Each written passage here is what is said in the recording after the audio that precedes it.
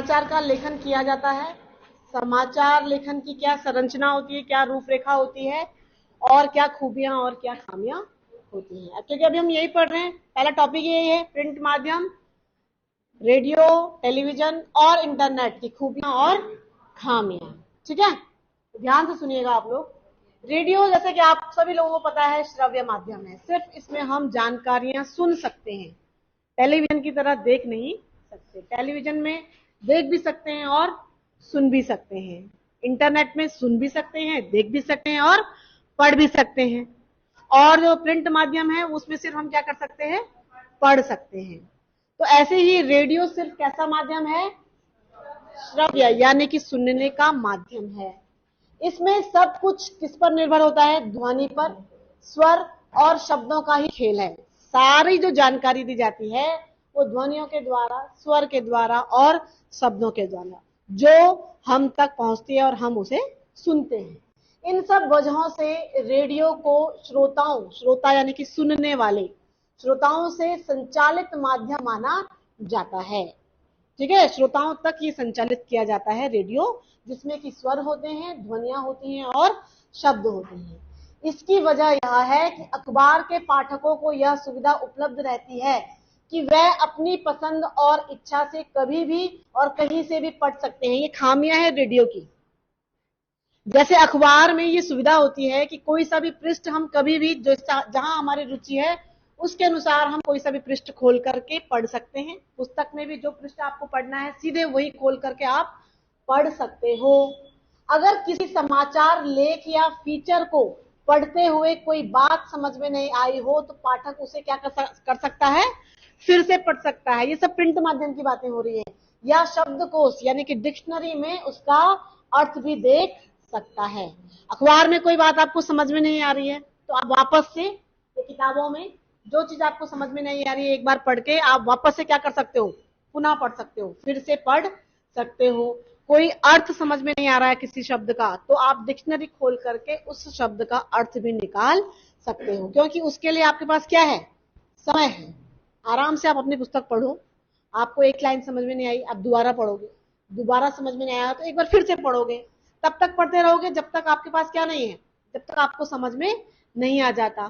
फिर किसी शब्द का अर्थ समझ में नहीं आ रहा तो आप क्या करोगे, डिक्शनरी का यूज करोगे, है ना, शब्दकोश से उस शब्द का अर्थ ढूंढोगे या किसी से पूछ भी सकते हो, या उसका अर्थ जो है, जो चीज समझ में नहीं आ रही है पढ़ के, या जिस शब्द का अर्थ समझ में नहीं आ रहा है, अखबार पढ़ रहे हो, पुस्तक पढ़ रहे हो या कोई मैगजीन पढ़ रहे हो, समझ में नहीं आ रहा है तो आप किसी से पूछ भी सकते हो कि क्या लिखा है, मुझे समझ में नहीं आ रहा है, इस शब्द का अर्थ क्या होता है। क्यों, क्योंकि आपके पास समय होता है ये सब काम करने के लिए। लेकिन रेडियो के श्रोता यानी कि रेडियो में जो सुनने वाले हैं उनको यह सुविधा उपलब्ध नहीं होती।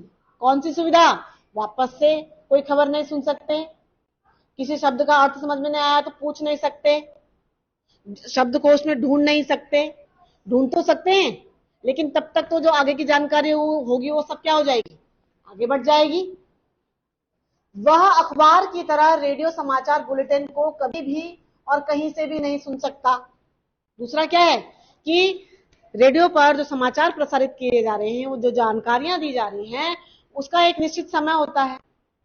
वो समय के अनुसार जो है वो क्या है, आगे आगे बढ़ता जा रहा है, बढ़ता जा रहा है, उसको आप रोक नहीं सकते, वापस रिवाइंड नहीं कर सकते, फिर से नहीं सुन सकते अगर कुछ समझ में नहीं आ रहा। जैसे अखबारों में तो आप, किताबों में आप क्या करते हो, फिर से पढ़ सकते हो, लेकिन रेडियो में आप फिर से नहीं सुन सकते। आपका मन एक बार समझ में नहीं आया तो दोबारा सुनने की उसमें कोई भी आपको सुविधा नहीं है।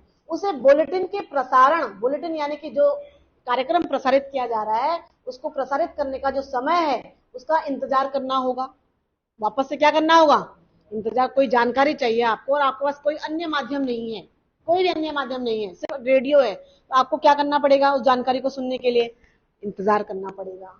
और फिर शुरू से लेकर अंत तक बारी बारी से एक के बाद दूसरा समाचार सुनना होगा, क्योंकि इसमें जो समाचार बताए जा रहे हैं, जो जानकारियां दी जा रही हैं, वो एक जानकारी, दूसरी जानकारी, तीसरी जानकारी, और आपकी जानकारी जो है अंत में आने वाली है। तो आप क्या करोगे, इंतजार करोगे और सारी जानकारियां सुनोगे, क्योंकि आपको पता नहीं है कि आपकी जानकारी कहां पर है। आपकी जो समाचार आप सुनना चाह रहे हो वो मध्य में भी हो सकता है, वो अंत में भी हो सकता है, वो प्रारंभ में भी हो सकता है, वो कभी भी आ सकता है। तो उसके लिए आपको पूरा समाचार क्या करना पड़ेगा, सुनना पड़ेगा। लेकिन अगर आपके पास समय नहीं है तो फिर आप उस जानकारी को सुन भी नहीं सकते, ग्रहण भी नहीं कर सकते। इस बीच वह इधर उधर नहीं आ जा सकता, उठ भी नहीं सकते, यहाँ वहां जा भी नहीं सकते जब तक कि वो कार्यक्रम चल रहा है, अगर आपको कोई विशेष जानकारी चाहिए। और ना ही उसके पास किसी गूढ़ शब्द यानी कि जो कठिन शब्द है ना, उस शब्द या उस वाक्यांश के आने पर शब्दकोश का सहारा लेने का क्या होता है, समय होता है। जब तक तो शब्दकोश ढूंढेगा, शब्द डिक्शनरी में शब्द का अर्थ ढूंढेगा, तब तक तो अगले समाचार जो है वो क्या हो जाएंगे, आगे बढ़ जाएंगे। हो सकता है कि उसकी जो जानकारी है वो आगे ही बढ़ जाए, वो सुन ही ना पाए। अगर वह शब्दकोश में अर्थ ढूंढने लगेगा तो बुलेटिन आगे क्या हो जाएगा, निकलता जाएगा, कार्यक्रम धीरे धीरे आगे बढ़ता जाएगा। क्योंकि कार्यक्रमों की क्या होती है, टीवी है, रेडियो है, इन पर कार्यक्रम जो प्रसारित किए जाते हैं बच्चों, उसमें एक निश्चित समय सीमा होती है। उनको समय दिया जाता है कि आधे घंटा, 30 मिनट, 15 मिनट, 20 मिनट, 1 घंटा, 3, है ना, 3 घंटे, इस तरीके से उनको क्या दिया जाता है, समय दिया जाता है आपके अपने कार्यक्रम को प्रसारित करने के लिए। उससे 1 मिनट आगे नहीं होता है, उससे 1 मिनट पहले नहीं होता है। आप टेलीविजन पर देखते होंगे, जो धारावाहिक देख रहे हो, समाचार देख रहे हो, या कोई भी कार्यक्रम देख रहे हो, उसका एक निश्चित क्या होता है, समय होता है। ना उससे पहले खत्म होता है वो, ना उसके बाद खत्म होता है।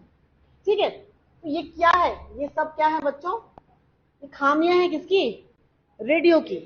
और अंतर बताया जा रहा है किसका, प्रिंट माध्यम का और रेडियो का।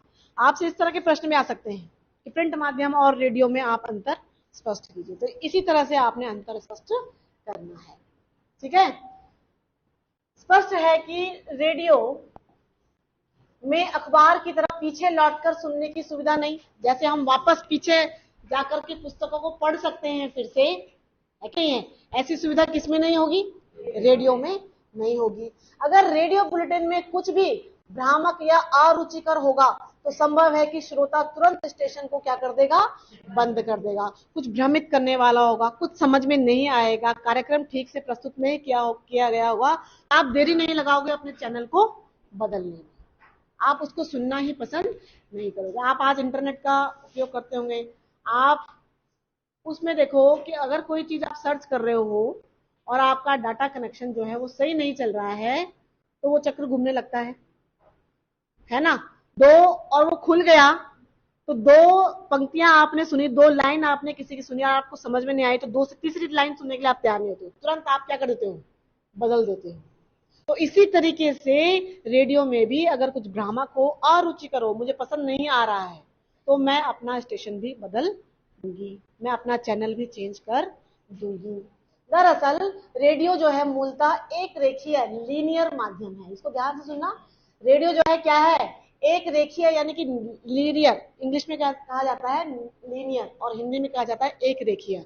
एक रेखीय का अर्थ होता है एक ही रेखा पर क्रमवार आगे आगे बढ़ना, यानी कि सिर्फ एक रेखीय का दूसरा अर्थ क्या होता है, पत्रकारिता की भाषा में बोले तो इसका अर्थ होता है कि जब वाचक अपनी बातों को बोलता रहता है और उसको कोई रोक नहीं सकता है। रेडियो पर जो भी रेडियो का जो प्रसारण करने वाला व्यक्ति है वो अपनी बातें बोलता रहता है, आप उसको बोल सकते हो कि 2 मिनट के लिए आप चुप हो जाइए, बोल सकते हो, नहीं बोल सकते हो। आधे घंटे तक जो कार्यक्रम पहले प्रसारित किया जाएगा उसकी संरचना तैयार की जाती है और वो आधे घंटे तक लगातार बढ़ता रहता है। आप उसके सामने कितना भी शोर किया, टेलीविजन खोल लो, उसके सामने आप नाच लो, गा लो, सुन रहे हो नहीं सुन रहे हो, टेलीविजन में जो भी समाचार बोलने वाला व्यक्ति है, क्या उसको कोई फर्क पड़ेगा, नहीं पड़ेगा। क्या आपके बोलने से वो समाचार रोक देगा, नहीं रोकेगा, अपने कार्यक्रम को निरंतर आगे बढ़ाता रहेगा। तो इसको कहते हैं एक लीनियर कार्यक्रम, जिसमें कि जो कार्यक्रम का प्रस्तुत करता है वो अपनी बात को लगातार बोलता जाता है और श्रोता जो है उसको रोक टोक नहीं सकता। ठीक है, तो ऐसे ही टेलीविजन पर और रेडियो जो है उन कार्यक्रमों को हम क्या कहते हैं, एक रेखीय माध्यम है ये। तो ये याद रखना आपको, रेडियो और टेलीविजन दोनों कैसे माध्यम है, एक रेखीय है। इसमें आप सुनने वाला जो श्रोतागण है वो रोक या टोक नहीं सकता है, प्रस्तुतकर्ता अपने कार्यक्रम को लगातार निरंतर आगे बढ़ाता रहता है। और रेडियो समाचार बुलेटिन का स्वरूप, ढांचा और शैली इस आधार पर ही तय होती है, यानी कि जो समाचार प्रस्तुत किए जा रहे हैं रेडियो पर लेखन की बात हो रही है ना, रेडियो पर, प्रिंट पर, तो रेडियो पर जो समाचार तैयार किए जाते हैं बच्चों, वो जो है किसके, उसके स्वरूप, ढांचा और उसकी जो शैली होती है उसी आधार पर तय किए जाते हैं, ताकि सुनने वाला को अरुचिकर भी ना लगे और वो अपने चैनल को क्या ना करे, बदल भी ना सके। तभी तो उनका जो केंद्र है या जो उनका चैनल है तभी तो चलेगा, तभी तो लोग उसको पसंद करेंगे जब इन बातों का क्या रखेंगे, वो ध्यान रखेंगे।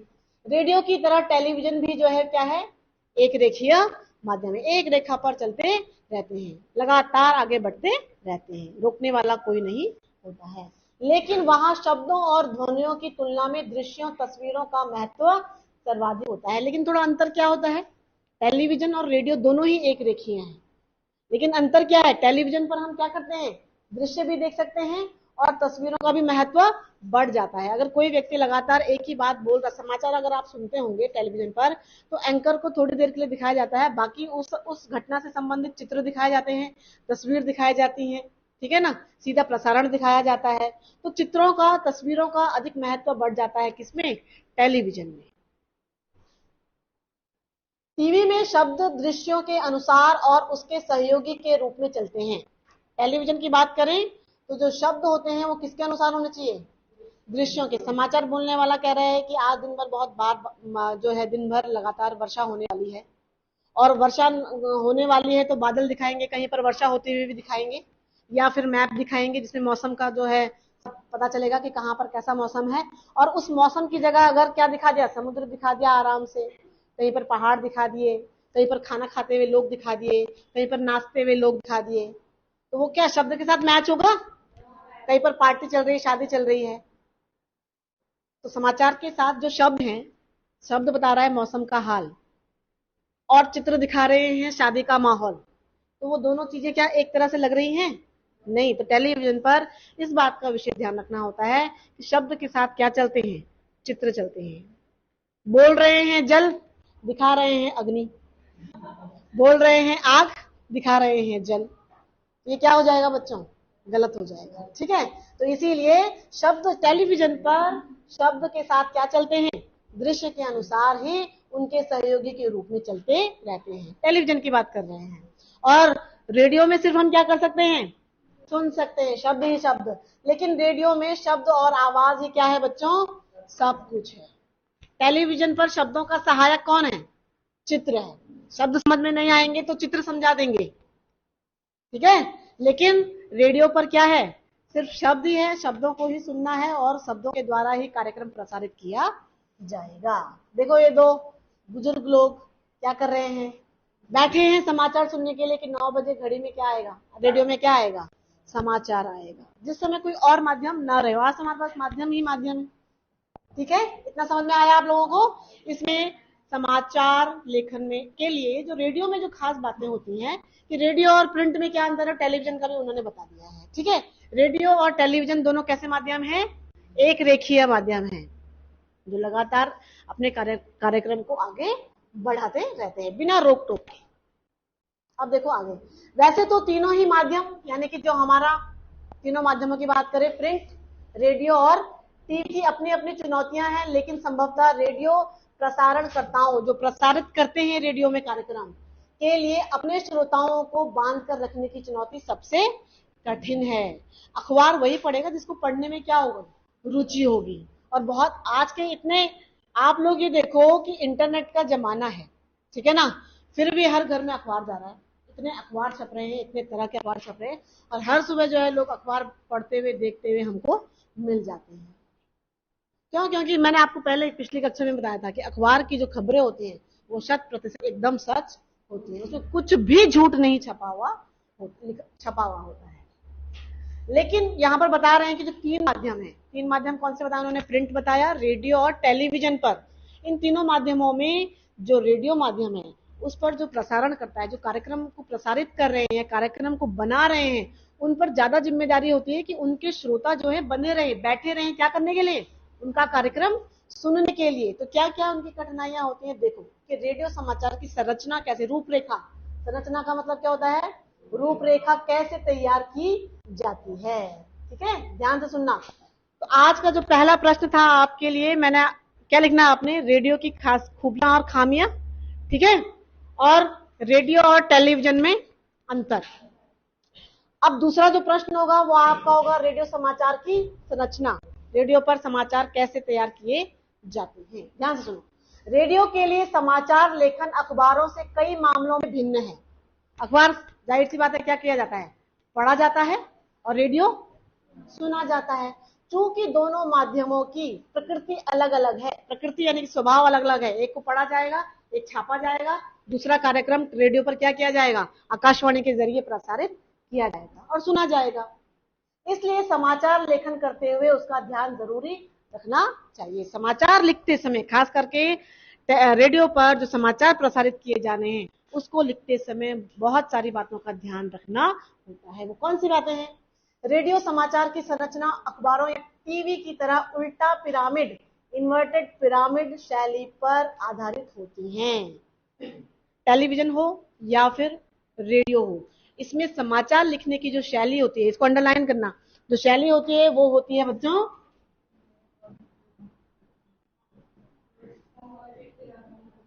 उल्टा पिरामिड शैली। ठीक है, ये नाम रट लो अच्छे से, उल्टा पिरामिड शैली। उल्टा पिरामिड कैसे होता है? होता है ना ऐसे, ये उल्टा हो गया। तो इसको 3 भागों में बांटा जाता है। कितने भागों में बांटा जाता है?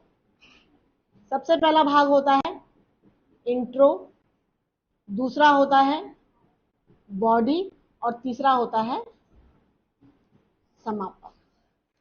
ये चित्र भी बनाना सीख लो, इसमें कोई बहुत मुश्किलात तो है नहीं। पिरामिड को उल्टा कर देना है। 3 भागों में बांटी जाती है समाचार लिखने की शैली है। किसकी?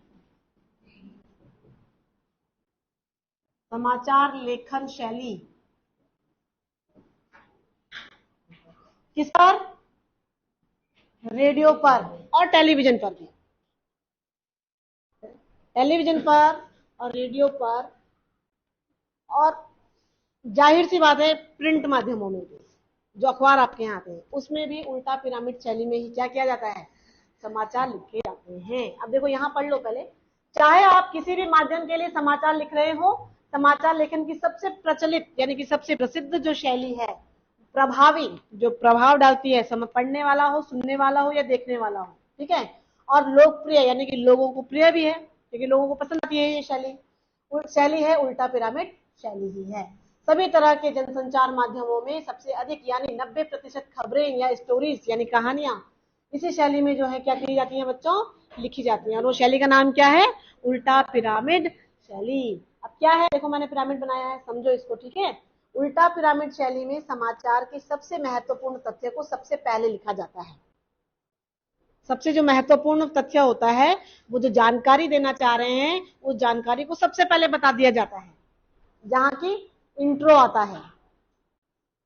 अमूमन कहानियों में क्या होता है, आप उपन्यास पढ़ोगे या कोई कहानी पढ़ोगे तो जो सबसे मुख्य बात होती है कि भैया नायक या नायिका पार आपस में मिले या अलग अलग हो गए, या कौन मरा या कौन बचा, कहां पता चलता है? कहानी के अंत में, एंड में पता चलता है कि नहीं चलता है।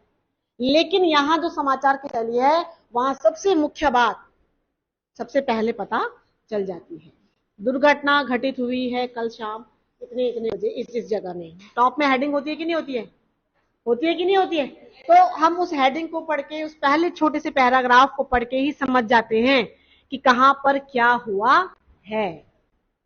ठीक, फिर उसके बाद घटते हुए महत्व क्रम में अन्य तथ्यों या सूचनाओं को लिखा जाता है। फिर क्रम जो है, मुख्य बात तो बताती है कि घटना घटित हुई है, ठीक है। फिर उसके बाद उस घटना के क्रम जो तथ्य हैं वो घटते हुए आएंगे। घटना कब हुई, कहां हुई, कैसे हुई, ठीक है, कितने बजे हुई, कितने लोग थे, किसने उनकी सहायता करी, ये सारी चीजें आएंगी, ठीक है। वो सब किसमें आ जाता है? समाचार की बॉडी में आ जाता है। पूरी जानकारी देगा समाचार के बारे में, घटना जहां घटी है, कैसे घटी हुई है, क्या क्या हुआ है। इस शैली में भी किसी घटना, विचार, समस्या का ब्यौरा कालानुक्रम के बजाय सबसे महत्वपूर्ण तथ्य या सूचना से शुरू होते हैं। तात्पर्य यह है कि इस शैली में कहानी की तरह क्लाइमैक्स अंत में नहीं बल्कि खबर के बिल्कुल शुरू में ही हो जाता है। जैसे मैंने बताया, कहानी कोई आप फिल्म देखते हो तो उसका क्लाइमैक्स होता है, एंड होता है, समापन की तरफ बढ़ती कहानी, तब पता चलता है कि क्या होने वाला है, हैप्पी एंडिंग हो रही है या फिर कैसी एंडिंग हो रही है ना, कौन बचा कौन मरा, सब पता लास्ट में पता चलता है। लेकिन उल्टा पिरामिड शैली में जो सबसे मुख्य तथ्य होता है बच्चों, सबसे पहले नंबर 1 पे पता चल जाता है, फिर उसकी जो जानकारी है उससे संबंधित जो जानकारियां हैं नंबर 2 पे आती हैं कि घटना घटे समय क्या क्या हुआ, कैसे कैसे हुआ। उल्टा पिरामिड शैली में कोई निष्कर्ष नहीं होता है। उल्टा पिरामिड शैली के तहत समाचार को 3 हिस्सों में बांटा जाता है। कितने हिस्सों में बांटा जाता है? 3 हिस्से बताया ना, एक हिस्सा कहां चला गया, अच्छा 3 हिस्सों में, इंट्रो, बॉडी और समापन। फिर से बना देती हूँ, ठीक है। आप लोग इसको याद करना बच्चों, क्योंकि आपके पास सिर्फ इसी तरह का एक प्रश्न भी आता है कि उल्टा पिरामिड शैली किसे कहते हैं। आगे चैप्टर भी है, जो नेक्स्ट चैप्टर है आपका, उसमें ये विशेष रूप से दिया गया है कि उल्टा पिरामिड शैली किसे कहते हैं, तब पढ़ेंगे। कितने भागों में बांटा जाता है इसको? 3 भागों में। पहला क्या होता है? इंट्रो। दूसरा क्या होता है? हाँ, बॉडी। तीसरा क्या होता है? और ये क्या है?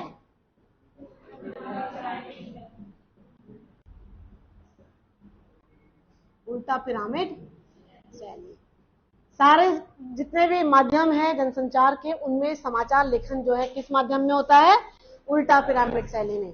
उल्टा पिरामिड शैली के तहत समाचार को 3 हिस्सों में विभाजित किया जाता है, इंट्रो, बॉडी और समापन। इंट्रो, बॉडी और समापन, ठीक है। इंट्रो या लीड को हिंदी में मुखड़ा भी कहते हैं। हिंदी में हम इसको क्या कहते हैं? इंट्रो को मुखड़ा भी कहते हैं, ठीक है। इसमें खबर के मूल तत्वों को शुरू के 2 या 3 पंक्तियों में ही बता दिया जाता है। एक तो हेडलाइन होती है जो हमें मुख्य खबर दे देती है, उसके बाद उस मुख्य खबर से जुड़ी हुई जो सबसे मुख्य जानकारी है वो कहाँ होती है? पैराग्राफ देखोगे, अगर समाचार पत्र देखोगे तो पहले पैराग्राफ में सारी मुख्य जानकारी हमको दे दी जाती है। यह खबर का सबसे अहम हिस्सा होता है। इसके बाद बॉडी में समाचार के विस्तृत ब्यौरे को घटते हुए महत्व क्रम में लिखा जाता है। सबसे पहले माना कहीं पर कोई घटना घटित हुई है बच्चों, तो सबसे पहले क्या बताएंगे? घटना कहाँ घटी, कैसे घटी, ठीक है ना, कब घटी। फिर धीरे धीरे क्रम नीचे जाता जाएगा, भाई कब घटी, इतने बजे घटी, कैसे घटी, ब्रेक फेल हुए इसलिए घटी। फिर धीरे धीरे उसका जो क्रम है वो घटता रहेगा और जो जानकारियां हैं वो कम होती रहेंगी। उसके बाद इस शैली में अलग से समापन जैसी कोई चीज नहीं होती है। अलग से क्या नहीं होता है? ऐसा नहीं होगा कि उसके लिए अलग से कोई पैराग्राफ बना होगा। और यहाँ तक कि प्रासंगिक तथ्य और सूचनाएं दी जा सकती हैं। अगर जरूरी हो तो समय और जगह की कमी को देखते हुए आखिरी कुछ लाइनों या पैराग्राफ को काट कर हटाया भी जा सकता है, और इस स्थिति में खबर वही समाप्त हो जाती है। अंत में आते आते तक सबसे जो लास्ट खबर होती है वो ये होती है कि घटनाक्रम के बाद कौन कौन लोग वहां पहुंचे। अब उसका क्या करना है, कौन पहुंचे या कौन नहीं पहुंचे। मुख्य बात तो ये है कि घटना घटी है और कितने लोग उसमें घायल हुए, उनका उपचार हुआ है या नहीं हुआ है, ये सारी बातें हमको बॉडी में मिल जाती हैं। और एंड में अगर नहीं भी बताएंगे कि कौन वहां पहुंचा कौन नहीं पहुंचा, तो वो तो हमें पता चल ही जाता है कि भैया हॉस्पिटल तो चले ही गए होंगे, उपचार भी हो ही गया होगा, और जो उसमें मरे हैं जो लोग, उनके बारे में जानकारी, अगर किसी की मृत्यु हुई है तो उनकी जानकारी देंगे, जो बचा है उसकी जानकारी देंगे, उसका नाम लिखा होता है, उसकी उम्र लिखी होती है, ये सारी चीजें आपकी समापन में फिर आ जाती हैं। तो ठीक है, तो 3 भागों में समाचार बटा होता है, इंट्रो, बॉडी और समापन, जिसको के कहते हैं उल्टा पिरामिड शैली। रेडियो समाचार के एक इंट्रो पर गौर कीजिए। देखो इन्होंने एक उदाहरण दिया है यहाँ पर, इंट्रो कैसे देते हैं। उत्तर प्रदेश के उन्नाव जिले में एक बस दुर्घटना में आज 20 लोगों की मौत हो गई। ये जो 2 समाचार पत्र की जो पहली 4 पंक्तियां हैं, मृतकों में 5 महिलाएं और 3 बच्चे शामिल हैं। तो ये क्या हो गया, पता चल गया कि घटना जो है उत्तर प्रदेश के उन्नाव जिले में हुई है, ठीक है। एक बस दुर्घटना थी, उसमें कितने लोग थे सवार? 20 लोग थे। उसमें मृतकों में क्या थी? 5 महिलाएं थी और 3 बच्चे शामिल थे। एक उदाहरण उन्होंने और दिया है, महाराष्ट्र में बाढ़ का संकट गहराता जा रहा है। राज्य में बाढ़ में मरने वालों की संख्या बढ़कर 465 हो गई है। ये किसके उदाहरण है बच्चों? इंट्रो के उदाहरण है। और इस तरह के उदाहरण आपने समझने हैं अगर आपके पास उल्टा पिरामिड शैली लिखने को आती है, ठीक है। तो आपको ऐसे ही छोटे छोटे उदाहरणों के साथ उस शैली को लिखना है कि इंट्रो में हम किस तरह से एक उदाहरण दे सकते हैं। तो ये थी आपकी क्या समाचार, रेडियो पर समाचार लेखन की जो एक संरचना थी, रूपरेखा थी, वो रूपरेखा किस शैली में की जाती है तैयार? उल्टा पिरामिड शैली में। ठीक है। और कैसा माध्यम है रेडियो? एक रेखीय माध्यम है।